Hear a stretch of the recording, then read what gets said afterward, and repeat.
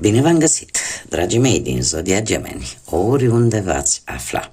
Bine ați venit tuturor pe canalul meu, Tarot Flor de Loto. Numele meu este Nina, pentru cei care nu mă cunosc, și ca de obicei mă bucur să vă am alături la fiecare lectură, la fiecare clip pe care eu îl public, atât pe dragii mei abonați, cum de asemenea și pe cei care poate sunteți pentru prima oară aici pe canal. Azi am hotărât, după multă vreme, zic eu prea multă, în care am promis că voi face un clip pentru fiecare zodie în parte, în care să vedem care sunt diferențele pentru o persoană născută, nu știu, în luna lui Mai, în Gemeni, și o persoană născută în luna lui Iunie. Da? Și sunt sigură că vi s-a întâmplat să cunoașteți și alte persoane din Zodia Gemeni și aș zice că se face așa o prea urâtă diferență, da? Când aude cineva de Zodia Gemeni, toată lumea se sperie, nu e chiar așa. Acum știți cum e, că nu-i pădure fără uscători în orice zodie, nu numai în Zodia Gemeni. Dar acest clip este făcut tocmai în încercarea mea de a vă lămuri de ce 2, 3, 4 persoane în acest zodie totuși apar diferențe între atitudinea lor, între felul în care comunică, între felul în care gândesc, da? Și cum acționează. Bun, deci, haideți să vedem. Este adevărat că gemenii născuți în mai cu gemenii născuți în iunie, în general, împart aceleași caracteristici principale ale zodiei Gemeni, care sunt curiozitatea, adaptabilitatea, sociabilitatea și agilitatea mentală. De asemenea, faptul că comunicarea sunt foarte comunicativi, da? Sunt lucruri principale pe care cumva le împart și le au, indiferent că sunt născuți în mai sau în iunie.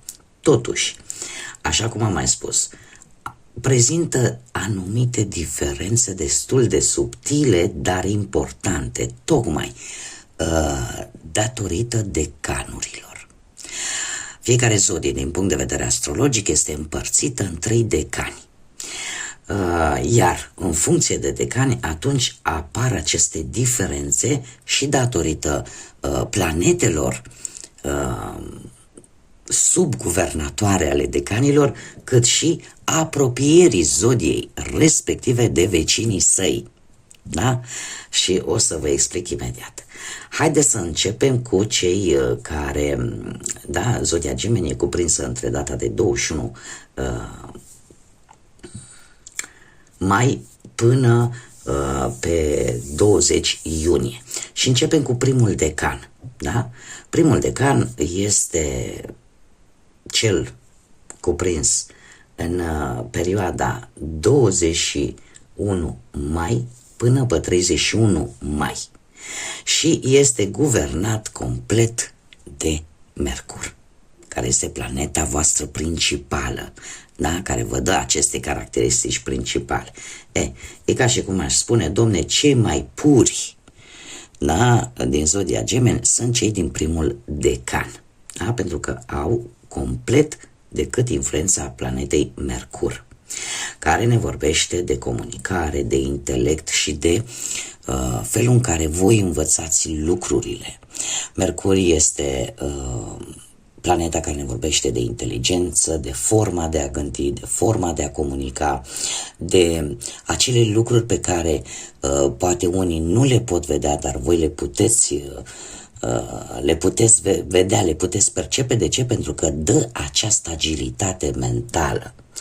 Pentru alții dintre voi, planeta Mercur ne poate vorbi de o relație specială, poate, sau nu, da? Poate să fie cu dus și întors pentru cei care au frați sau surori și faptul că e posibil ca unii dintre voi, cei care aveți voi să fiți oaia neagră, ca să zic așa, care să fiți cei care ieșiți în evidență cu ceva, da? Oaia neagră am zis cu ghilimele de rigoare, da? Voi să fiți cei care ieșiți care sunteți din mai mulți frați, mai multe surori, sau și frați și surori, voi să fiți cei care să ieșiți în evidență cu ceva anume. Ce ar mai fi de spus vis-a-vis de voi? Sunteți, în afară de faptul că sunteți foarte comunicativi, foarte versatili, mare atenție, asta e o abilitate de a vă adapta foarte repede la anumite situații, la anumite locuri. Trebuie să vă spun că din punct de vedere mental stați foarte bine și sunteți foarte sociabili. Sunteți într-o permanență, aveți acea dorință de a învăța, dar în același timp de a împărți ideile voastre, dar nu le ține pentru voi. Chiar dacă câteodată sunteți un pic mai impulsivi în anumite decizii și foarte neliniștiți atunci când vă doriți cu adevărat ceva. Acum, cum bine am spus, aveți influența semnului zodiacal anterior, care este Taurul. Da? Așa că, mai ales cei care sunteți născuți chiar pe 21 mai, trebuie să vă spun că sunteți mult mai practici decât în mod normal cei care sunt în decan cu voi și în momentul în care vă stabiliți ceva anume, se combină foarte bine atât rapiditatea mentală a gemenilor cu răbdarea și dragostea pentru ce este palpabil a Taurului. Aici, de asemenea, cum am făcut și la Zodia Taur, trebuie să specific și la voi. Îmi pare rău că nu mi-am adus aminte să o fac și la Berbec. Sper că cei de acolo să urmărească și să-și dea seama.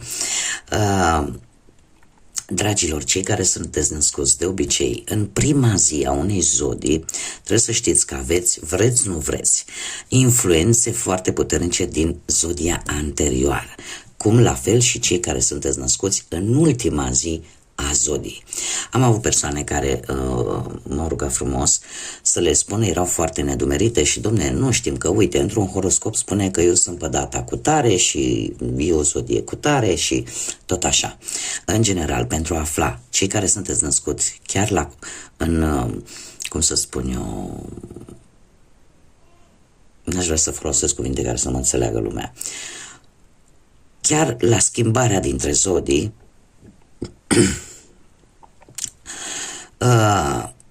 pentru a afla exact cărei zodii aparțineți, trebuie să știți exact ora nașterii și locul nașterii, în afară, desigur, de data nașterii.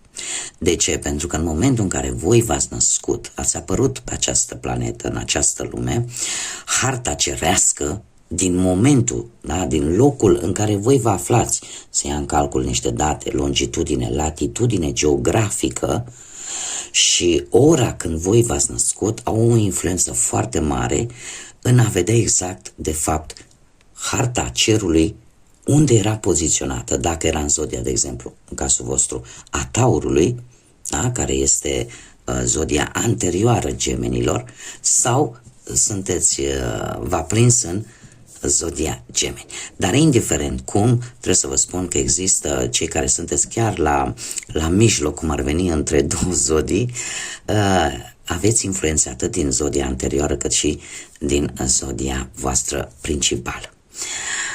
Bun, lămurite aceste lucruri, zic să vedem ce energie am pentru voi, dragilor, din primul decan al Gemenilor, da? Cei născuți între 21 și 31 mai. Foarte interesant, mi-a mai căzut asta la zodia Taur, cred, sau la Berbec, sper să nu mă înșel. Oricum, din 108 cărți, sau că la aceeași carte este ceva, nu? Avem cifra 3, avem zodia Vărsător aici. Energia voastră, dragilor, este una a trădării, una în care simțiți oarecum că sunteți prinși ca într-o capcană, așa. Alții simțiți un avertisment în aer, cumva o situație toxică sau poate o relație toxică. E posibil să înceapă să vă, cum să spun eu, exact cum face un păianjen, da? Când își învârte victima. Mare grijă cu internetul, cu site-urile web, cu locurile pe unde voi navigați. Da? Mare grijă cu aceste lucruri, pentru că e posibil să primiți un atac neașteptat și să aibă legătură cu internetul. Oricum, sunteți într-o vibrație destul de joasă, unii dintre voi, și eu aș spune că sigur e în urma, nu știu, mare grijă cu calculatoarele, cu obiectele astea tehnologice, care de asemenea, ori că există un anumit pericol cu ele, sau să nu vă intre vreun virus, de asemenea. Iar cifra 3 îmi vorbește de intuiția. Ascultați-vă intuiția, dragilor din primul decan. Noi mergem mai departe și haideți să vedem cei care sunteți în al doilea decan. Al doilea decan este cuprins între perioada 1 iunie până pe 10 iunie. Este subguvernat de către Venus. Venus care, ce să vezi, vine cu atracție pentru, cum să spun eu, pentru lucruri terenale, cu iubire, cu plăcere, cumva cu dorințe, da? Dorințe foarte mari. Cei din al doilea decan se pare că sunteți mult mai încântători, mult mai sociabili și în același timp foarte diplomați. Faceți uz destul de mult de aspectul vostru fizic, nu vă îmbrăcați oricum atunci când ieșiți în oraș sau când trebuie să mergeți într-un anumit loc și aveți un gust foarte accentuat pentru artă, pentru estetică și în special pentru relații armonioase.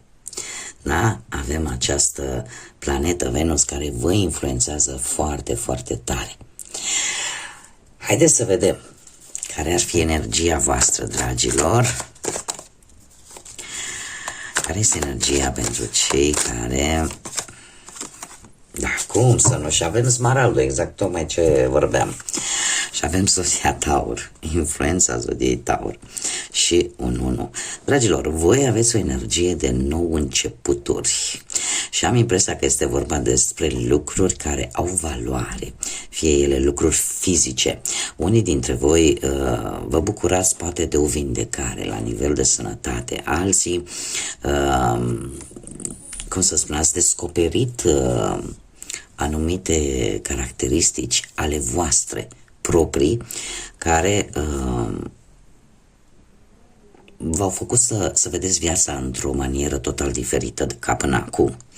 Alții experimentați o creștere la nivel spiritual, alții poate vă dați seama că aveți o relație puternică și că în sfârșit viața voastră intră într-un anumit echilibru. Alții, de exemplu, are de văzut cu o realizare, cu o dorință care ține de chakra inimii, da? Ține de, eu zice, de sentimental, dar în același timp cred că este vorba de spiritualitate. Da, că avem Smaraldul și cum apare și această influență ușoară a Taurului, asta îmi spune că este ceva care ține de realitatea asta terenală, care ține de un lucru care tocmai s-a sfârșit și care a făcut loc unei noi experiențe de viață. Mergem mai departe și haideți să vedem, dragilor, cei care sunteți în al treilea decan, cel cuprins între data de 11 iunie până pe 20 iunie și care este subguvernat de către Uranus. Ei, dragilor, voi sunteți cei mai inovatori, cei mai originali, dar în același timp cei mai neprevăzuți, cei mai...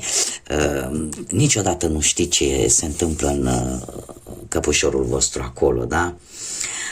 În general vă atrage idei puțin convenționale și sunteți mult, cum să spun eu, mai îndemnați să căutați independența atât mentală cât și socială, să nu depindeți de nimeni. Desigur, așa cum v-am comentat și înainte, influența semnului următor, care este Rac. Asta îmi spune mai ales pentru cei care sunteți născuți chiar cât mai aproape de data de 20 iunie, inclusiv 20 iunie. De obicei voi sunteți un pic mai emoționali, mai empatici și mai protectori decât ceilalți compatrioți de zodie.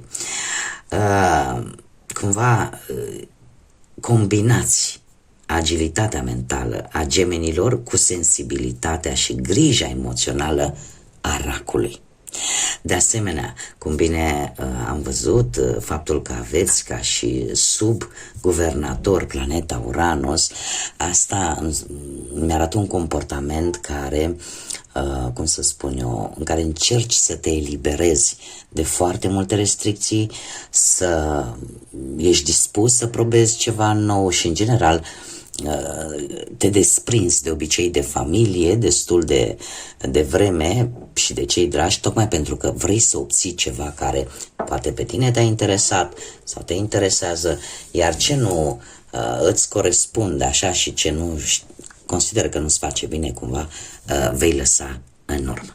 Și acum, pentru voi, dragilor, haideți să vedem care este energia voastră, cei din al 3-lea decan.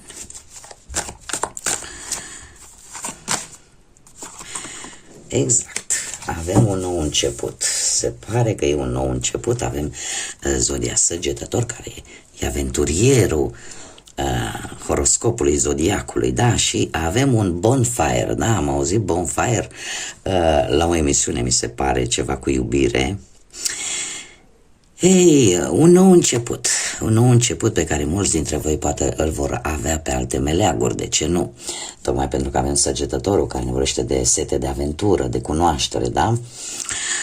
Sunteți foarte entuziaști. Ceva nou, probabil că a început deja în viața voastră. Sunteți foarte energici, da? Știm că Săgetătorul este o zodie de foc și ai o bucurie interioară, ai acea strălucire.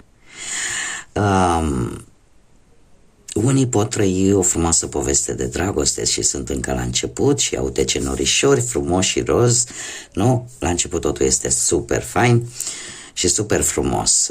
Alții, de exemplu, vă aflați în ipostaza în care împărțiți ideile voastre cu ceilalți în așa fel încât lucrurile să funcționeze. De asemenea, apare acea febră a aventurii, așa că, dragilor, cam ăsta ar fi energia voastră. Acum, ca și concluzie, dragilor din Gemeni, cei care sunteți în mai, voi sunteți într-adevăr mult mai intelectuali, mai logici, mai focusați în stimularea mentală în mod special. Curiozitatea voastră este mai teoretică și cumva în permanență sunteți împinși să învățați lucruri noi, dar în același timp să și împărțiți informațiile pe care le obțineți prin propriul vostru efort. Dragii mei din Gemeni, din iunie, voi într-adevăr sunteți mai sociabili, mai emoționali și mai creativi. Aveți acea concentrare mult mai emoțională, artistică în comunicarea voastră, în relațiile voastre, iar cu accent aș spune pe cel de-al 3-lea decan, da? Ultimul care l-am discutat, care e posibil să fiți un pic mai rebeli, așa, și mai orientați către schimbare, mai revoluționare, așa. Bun, dragii mei, cam atât am avut de spus pentru voi. Eu sper că v-a plăcut, sper că v-a adus informații interesante.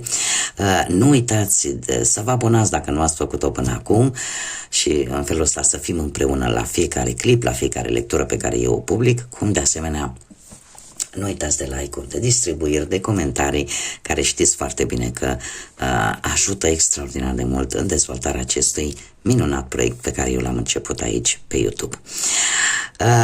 Așa că până la următoarea lectură, când ne vom revedea, sunt sigură de asta, împreună, vă doresc tot ce mai bun. Vă doresc să aveți parte de multă energie pozitivă, de multă înțelepciune și, de ce nu, de multă curiozitate, pentru că voi sunteți zodia, cred că cea mai curioasă. Așa că numai bine vă doresc, iar până data viitoare, ca de obicei, să fiți iubiți, dragilor.